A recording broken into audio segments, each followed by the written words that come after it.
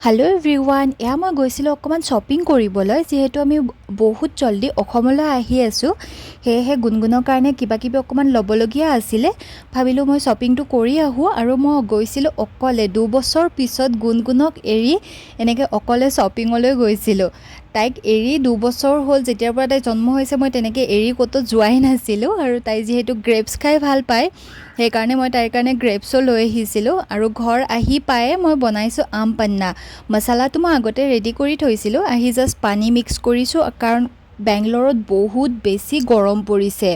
আৰু আহি আম পান্নাটো খাইহে মই অকণমান শান্তি পাইছোঁ, মানে ইমান বেছি গৰম দিছে নহয় বেংগলৰত। তাৰপিছত ইভিনিং মই অকণমান গুণগুণক ফুৰাবলৈ ওলাই লৈ গৈছিলোঁ। যিহেতু তাই দিনৰ দিনটো ঘৰতে থাকে, অকণমান বাহিৰত লৈ গ'লে তাই ভাল পায়।